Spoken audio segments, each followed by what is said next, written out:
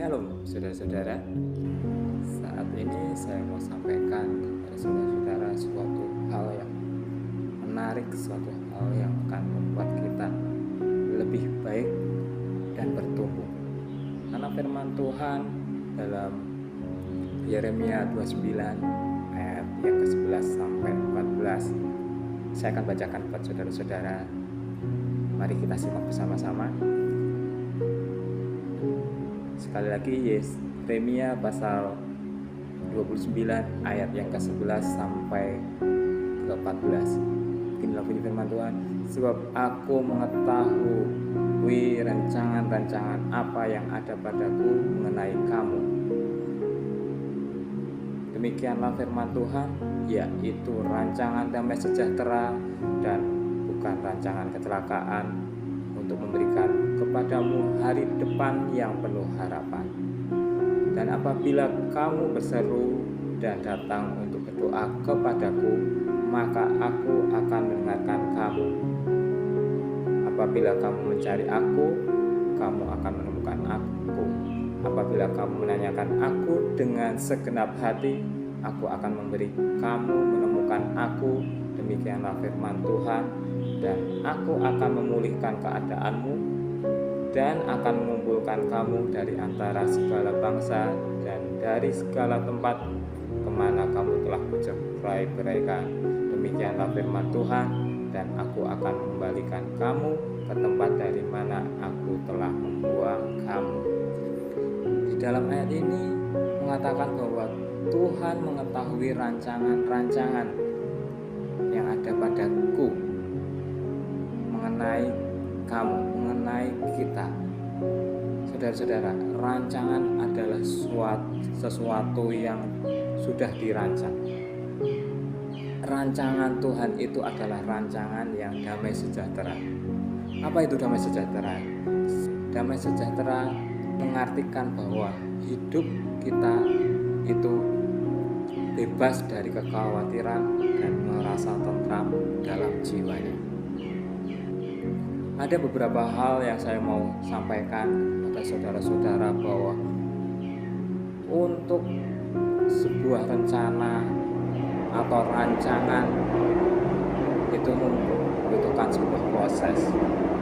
Seperti halnya membangun sebuah rumah, dibutuhkan sebuah perencanaan, dibutuhkan sebuah rancangan. Kalau dalam bahasa kerennya desain, saudara-saudara. Dan dalam membangun rumah ada beberapa tahapan yang perlu dikerjakan atau dilakukan. Seperti halnya mempersiapkan untuk penggalian fondasi, terus dilanjutkan melakukan fondasi, dibangun pilar-pilarnya, temboknya, baru atapnya, dan lain-lain. Begitu juga dengan Tuhan dalam rancangan hidup kita. Tuhan sudah merancangkan hidup kita dengan sempurna. Dan rancangan Tuhan itu damai sejahtera, bukan rancangan kecelakaan, saudara-saudara. Rancangannya itu penuh dengan harapan. Masa depan kita penuh dengan harapan dalam proses rancangannya. Dan agar rancangan damai sejahtera itu terjadi dalam hidup kita, kita harus mengerti apa sih yang Tuhan inginkan dalam hidup kita. Ada beberapa hal yang mau saya sampaikan, yaitu yang pertama, berseru. Seperti ayat 12 katakan, dan apabila kamu berseru. Berseru artinya kita memanggil namanya, memanggil nama Yesus. Artinya Tuhan ingin kita berseru. Jadi ada sebuah kisah orang buta ketika dia panggil nama Yesus dan meminta kepadanya untuk disembuhkan matanya supaya dia dapat melihat lagi. Apakah Tuhan lewatkan? Tidak. Tuhan berhenti dan mendatangi orang buta itu lalu menyembuhkan. sehingga orang buta itu bisa melihat lagi. Itulah sebuah rancangan dan karyanya terjadi dalam hidupnya. Begitu juga dengan hidup kita, saudara-saudara. Kita harus berseru pada Tuhan. Kita harus berseru pada Yesus. Yang kedua, yaitu datang. Tuhan inginkan kita untuk datang kepadanya. Datang adalah sebuah aksi atau tindakan kemauan untuk menghampiri Tuhan. Sebuah kisah juga yang terjadi ketika wanita pendarahan sudah 12 tahun lamanya. Kesembuhannya tidak melalui proses yang mudah, saudara-saudara. Dia harus melakukan hal yang mungkin itu sangat menyakitkan secara fisik. Dia harus berjalan atau bahkan ngesot kalau bahasa Jawanya. Berjalan menghampiri Tuhan, dan ketika dia melihat, bertemu, menjamah jubahnya, terjadi mujizat yang besar dalam hidupnya. Dia disembuhkan dan dipulihkan. Seperti halnya di ayat 13 katakan, apabila kamu mencari aku, kamu akan menemukan aku. Di ayat ini adalah sebuah aksi dari ketika kita mau datang pada Tuhan.